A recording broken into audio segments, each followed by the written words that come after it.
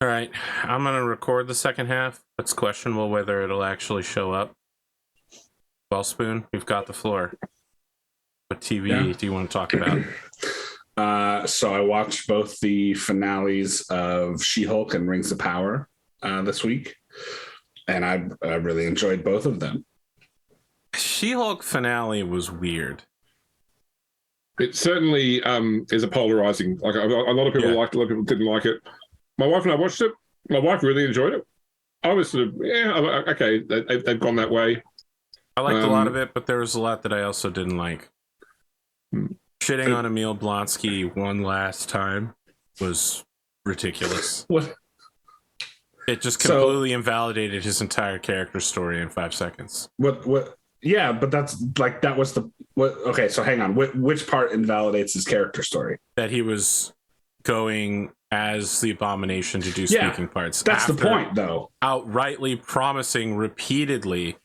That's the point, man. Like that's why when she goes to talk to Kevin, she's like, this doesn't make any sense. Like, why would he do this? Rather than say, let's not have Emil do that, she says, let's send him back to jail for the rest of his life. She says to take accountability. Yes.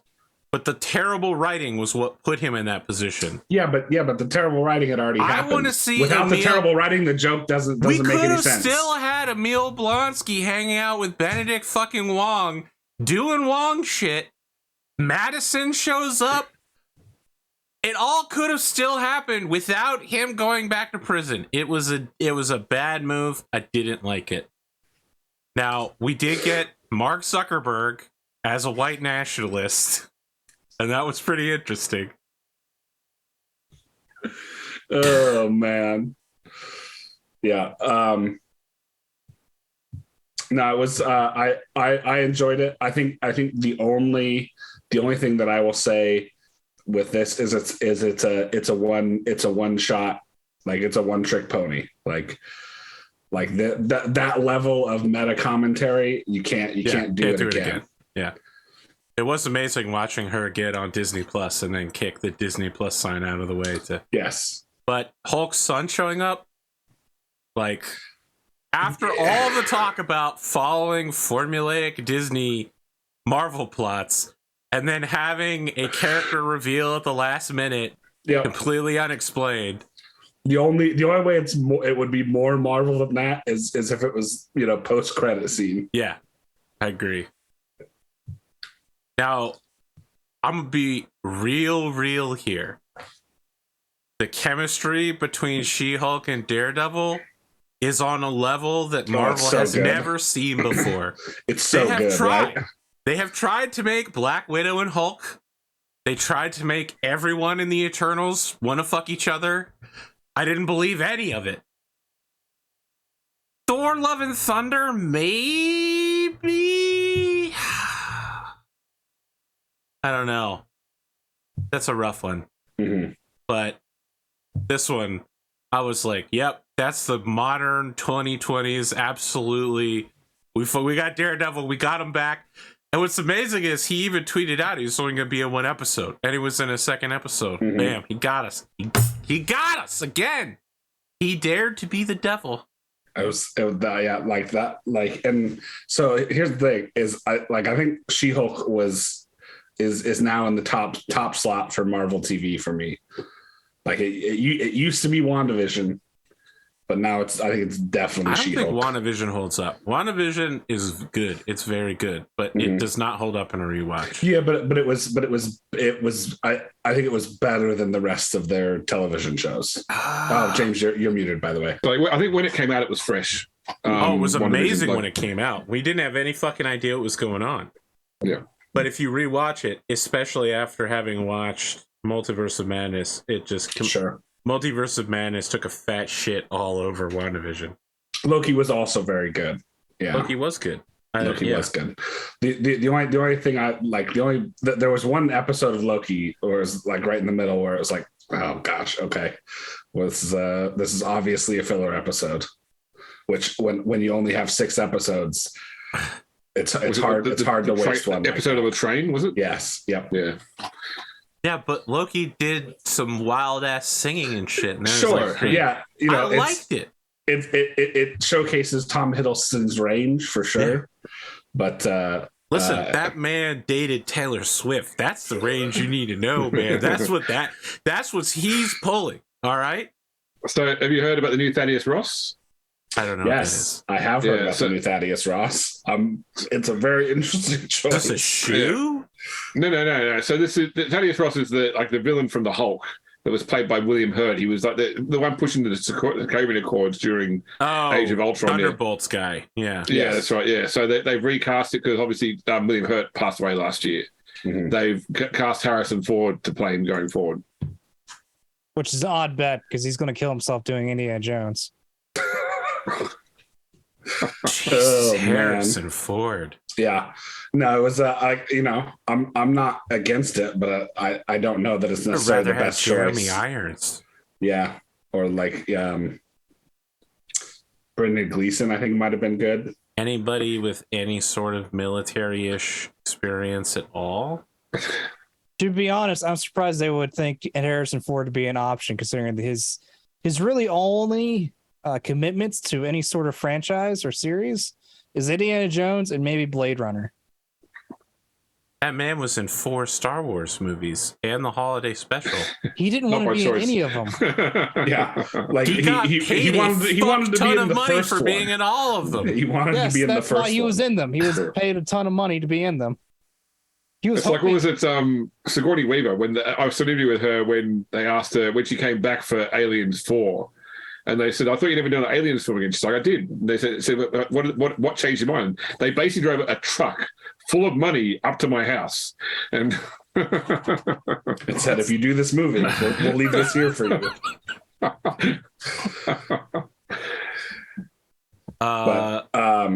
So I enjoyed She-Hulk. I thought it was a very excellent show. Really, I think it. I don't know if it's going to get a second season.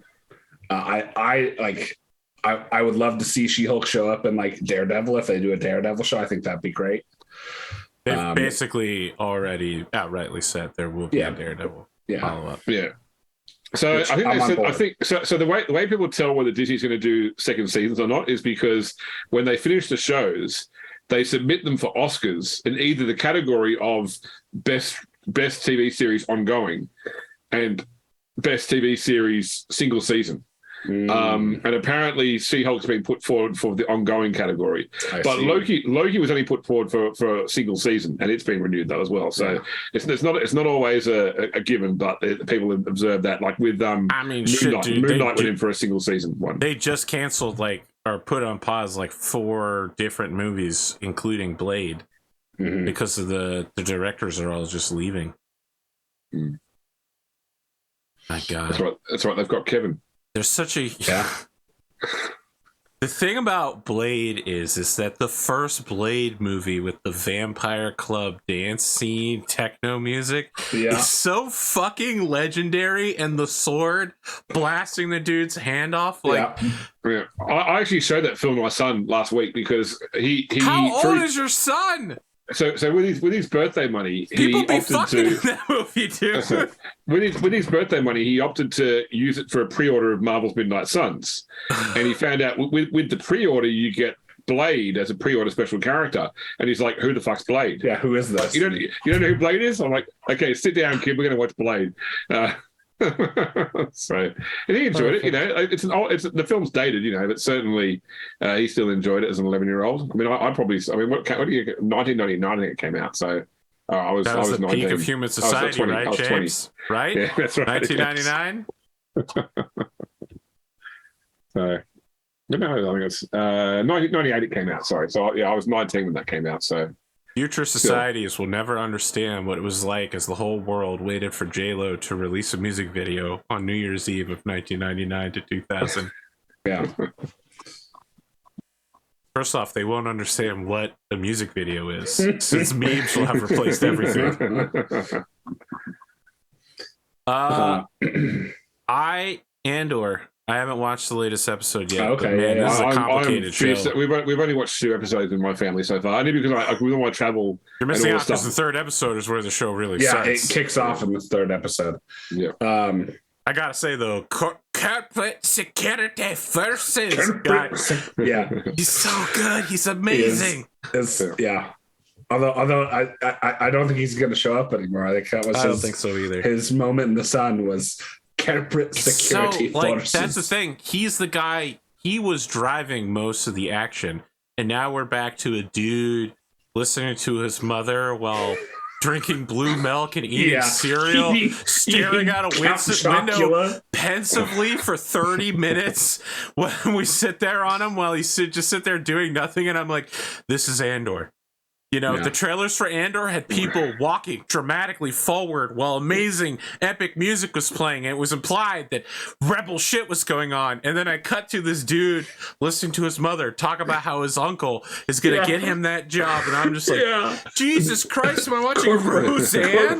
Corporate nepotism is gonna pull this guy out of his funk. I'm well behind Andor. I'm 3 episodes behind on Lord of the Rings, 1 episode behind on House of the Dragon. Oh boy!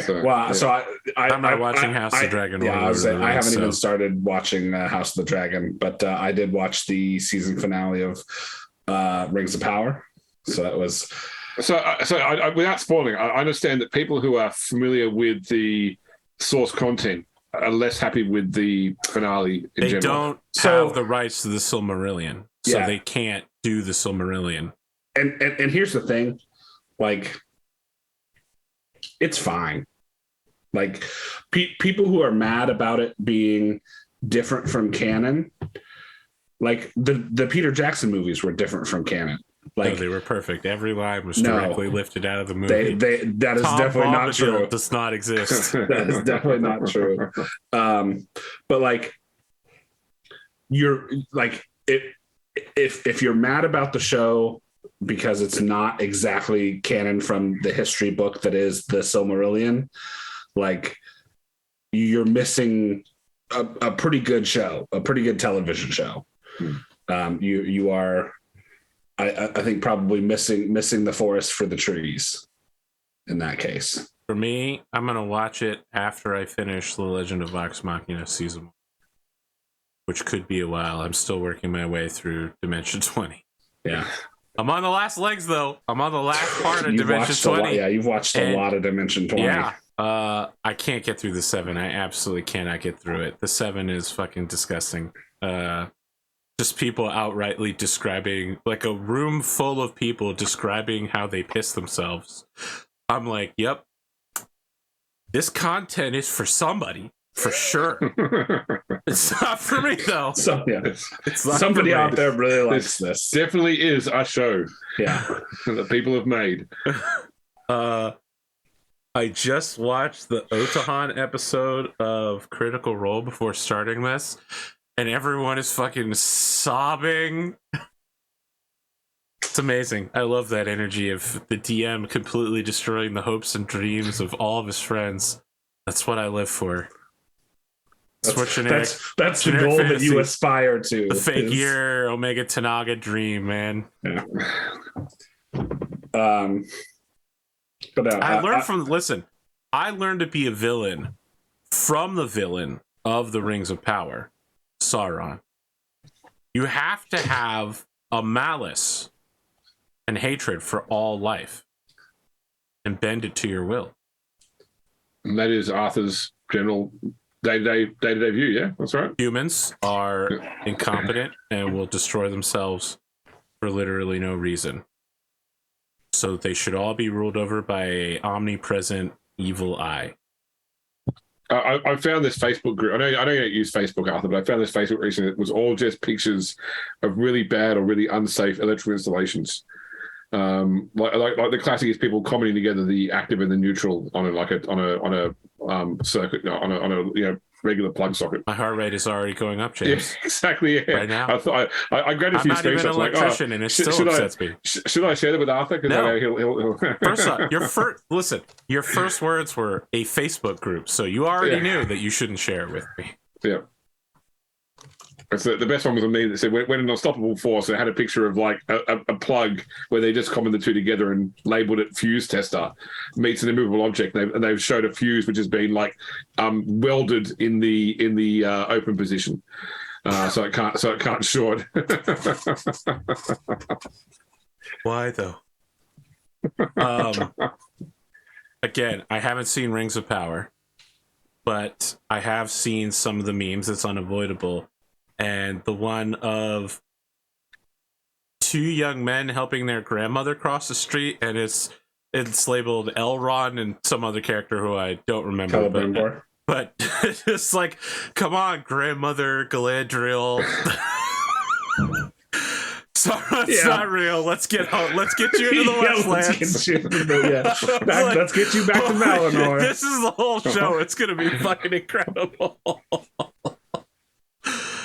I love that they cast this young actress, and Galadriel's like the second oldest non-god being in existence. Yeah, like she's Gil Galad, like Celebrimbor. Yeah. Yeah, they're all like thousands of years old, and this is like, okay. They were there with Luthien and the Evening Star and all the bullshit when there were lamps and trees and the world was two-dimensional. And I mean, technically, I think the world still is two-dimensional. Still flat, yeah. Yeah. The Westlands haven't been broken off into their own separate reality yet. The straight road hasn't been created yet. Yeah, Tolkien is absolute madman. Yeah, and like so. Go ahead, sorry.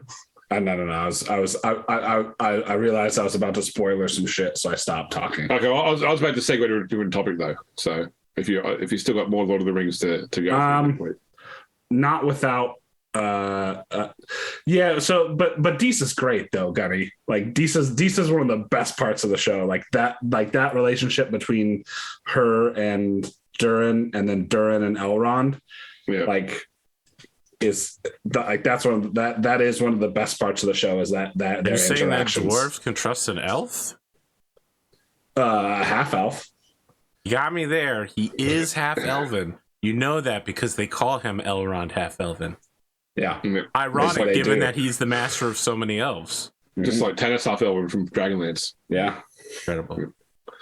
So I'm curious. We're now entering the AAA game releasing period. Has anybody got any games coming out that they're excited for? And I'll give you an opportunity, Arthur, to wax lyrical about Terra Invictus a bit more before we finish up today. I already did it. Terra Invicta, Dark Tide, a game that is billed as Stardew Valley, but from Southeast Asia, called Coral Island, just came out. I mean, I kickstarted it, and then the Kickstarter's out. Harvestella from Square Enix and the Pokemon game are my five that are going to land me. Violet and whatever it is, the new one you mean? Yeah, okay. Yeah. I'm doing the cool one, not the cover bike one. I'm doing the one with the professor who you'd want to bang, not the square. Spoon? So, I mean, Dark Tide is definitely on my list. I've also got I don't have any AAA games that are coming out this year on my list. I've got, I don't even know if these would be considered AAA games, but this is my Steam wish list. I have Falling Frontier, which is a space simulation, like space combat game. Knights of Honor 2 Sovereign, which who knows when that one's coming out. But then Manor Lords, which is like if you took Pendragon and the manor creation, manor construction stuff and put it into a video game. Looks really interesting. They just had I believe it was a closed beta a couple weekends ago that looked really good. And then that's it for new releases for right now for me. But have you worked out what games you're not going to be able to play because you've got children? I haven't really been interested in a lot of games as of late. Well, at least it has been a quieter than normal AAA period, I think. Yeah, because I mean, Pokemon is the one that I got forced into doing Scarlet. Because, I've been eyeing Moonbreakers. I forgot about Dark Tide.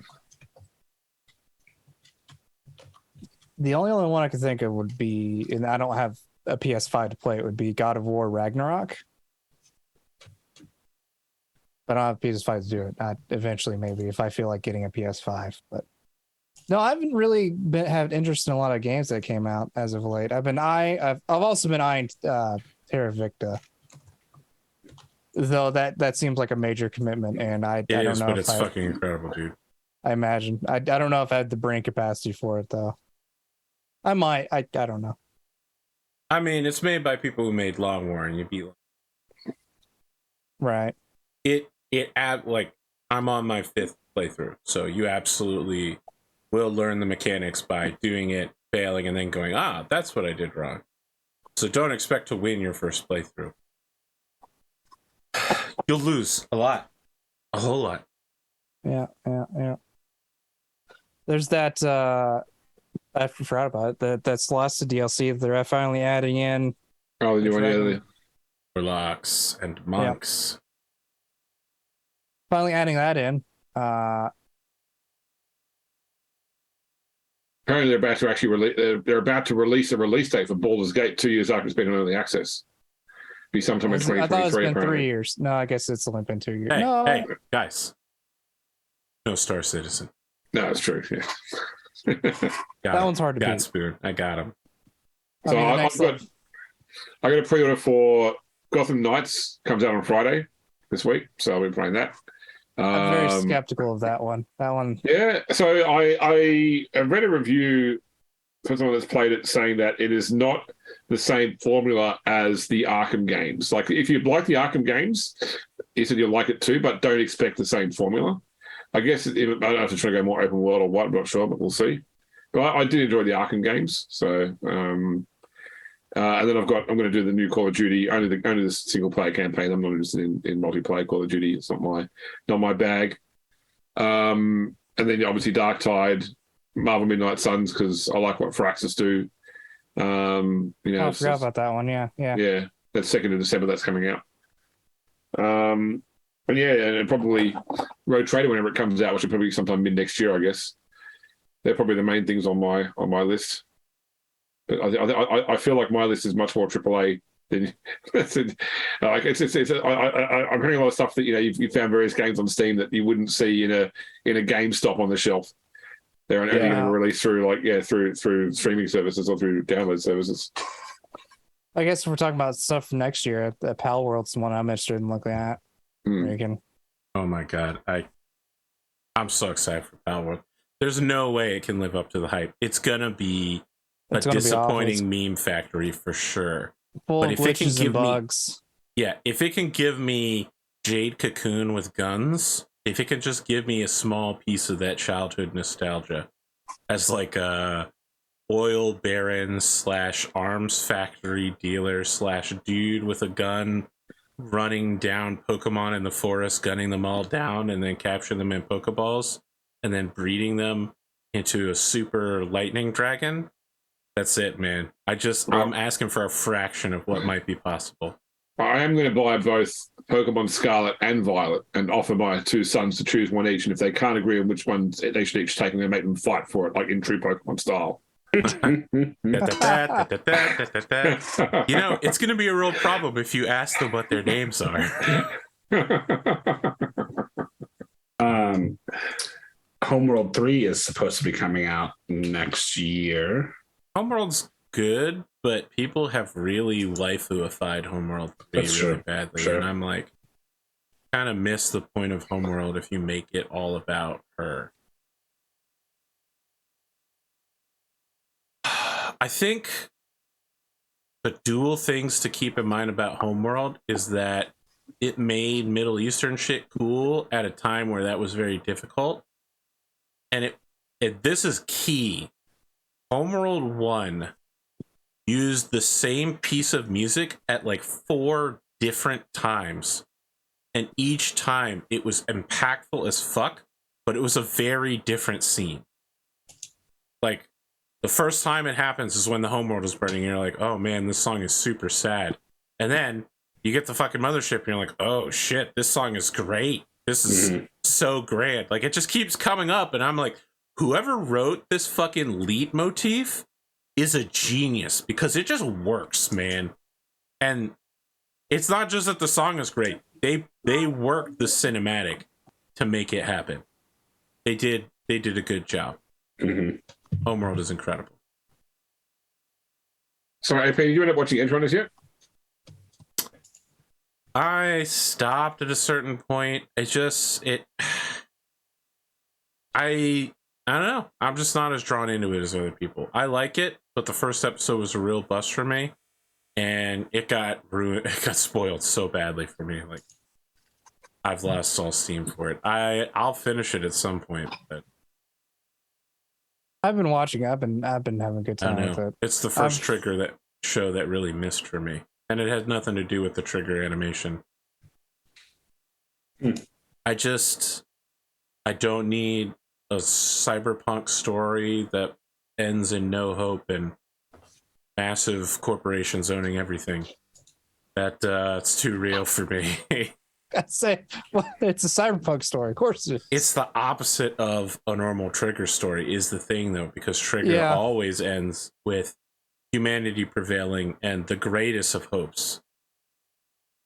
So you remember from your own cyberpunk campaign that I played in, you had the whole punk North plot, for example. Yeah. I played in a cyberpunk convention game at a convention many years ago where the was built around the fact that gangs had managed to repurpose an old nuclear aircraft carrier into a giant punk North they were going to drive into Night City, and the players were the group being sent onto the carrier before it could get within range of the city to take out the gang and gain control of the ship. So it's basically just like a 3-hour combat encounter, pretty much. It's like a lot of con games are. And then it ended off with the players sort of like having killed all the bad guys, contacting their handler and saying, okay, the ship is now cleared. And then the GM just saying, okay, well then now that they know that the reactor's been shut down, they destroy the ship from orbit with a satellite and you're all killed in the process. And that was his way of sort of letting everybody know how bleak cyberpunk is. That was sort of the narrative part of the game, is the players all get killed at the end, or the characters will get killed at the end, regardless of their success. That's asking if I'm going to be GMing the game, Fred, of Pendragon. I'm already running a Pendragon game, so Spoon is watching a Pendragon game. And I have GM'd a Pendragon game for my home group in the past. And Pondo is a Pendragon game. Limo has not played Pendragon, so it's going to be fresh. I've died in winter multiple times already. Are you gonna do like? Because I remember you had the whole controversy with Adrian still when you had children dying. Are you gonna change those rules up as well after for the purposes of Pendragon, or are you gonna leave it as they are? I don't think so. I'm gonna front end that shit though. We're gonna sit down and we're gonna talk about it ahead of time. Okay. And there will be a warning about Pendragon has some graphic content. There are violent, brutal murders, assaults, people being dragged off to castles. The main Arthurian plot is that Uther uses magic to disguise himself as Duke Gorlo to go rape his wife.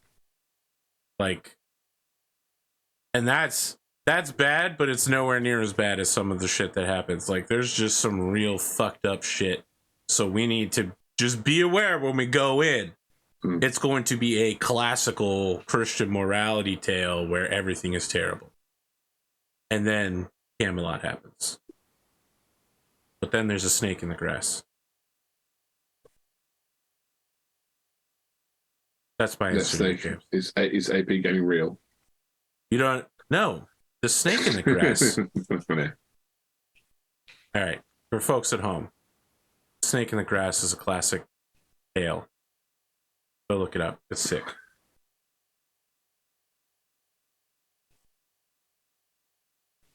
Wow. Really killed the discussion on that one. So anyway, Terra Invicta. No, I'm kidding.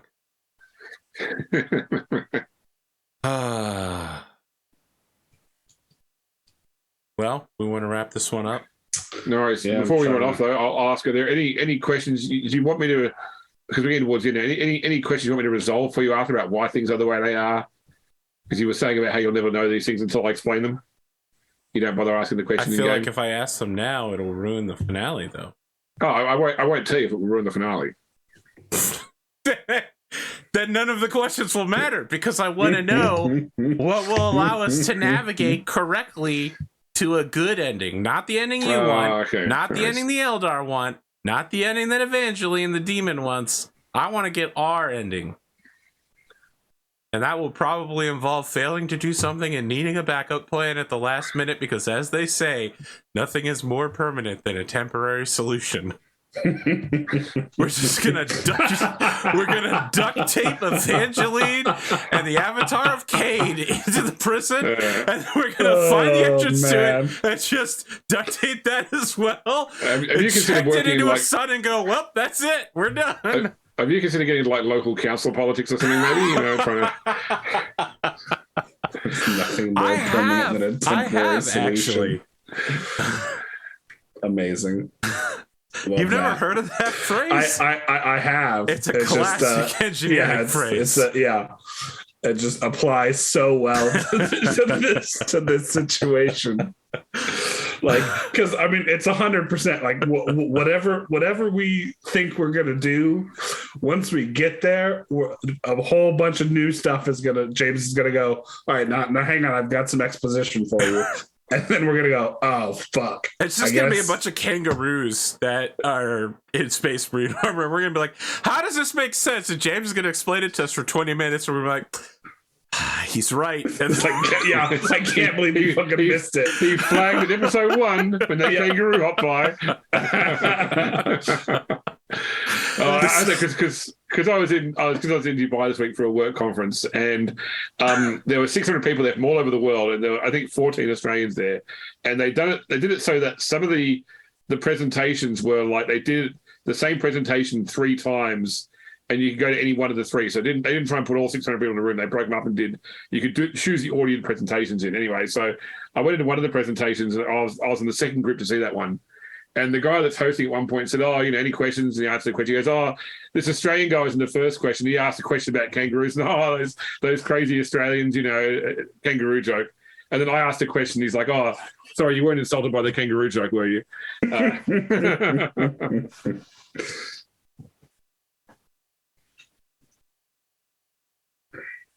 But no, I'm not going to put kangaroos in Rogue Trader. I'm going to put in something else, like with a more grim, dark name. They got claws. Cyber Tyranids. My God, Tyranids in Space Marine armor. They're wearing Death Watch armor that they removed the husk out of. No, they just ate the whole thing, and it just it's like oh God, that's so much worse. The whole genome code like adapt Space Marine armor. Yeah, exactly. I don't suppose any of you watched the recent apology video that Games Workshop did about getting the rules for squats completely fucked up. Yeah. No, so effectively, because the codex for what was called squats, now called Leagues of Votann, came out recently and was completely broken. Like to the point that tournament organizers around the world were saying they are not legal in our tournament. You can't run them.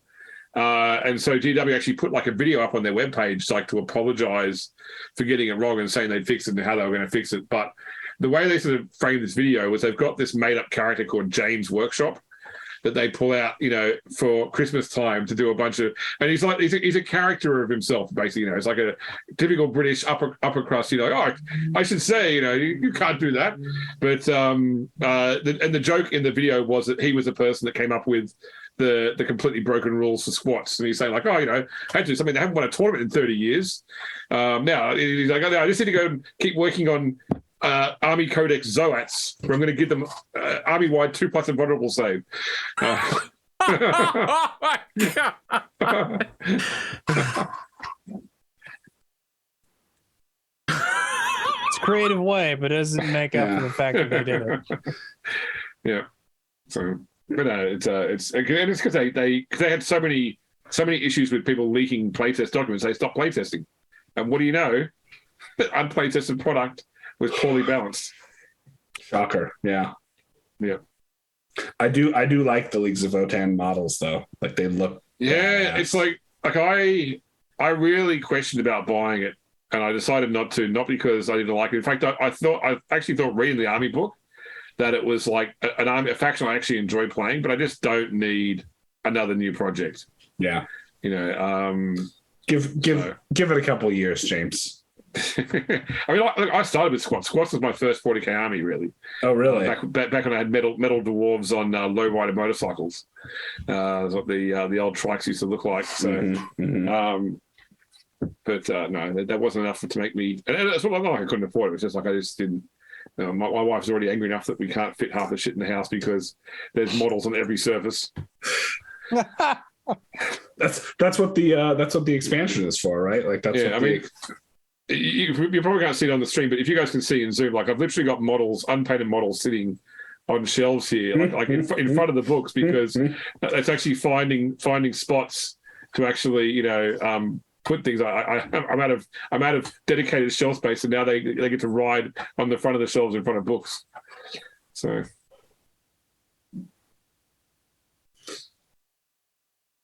We ready now? Yeah, I think so. Yeah. Yeah, you guys can go turn into pumpkins. Yeah. All right. Audience at home, take these broken wings. Learn to fly again.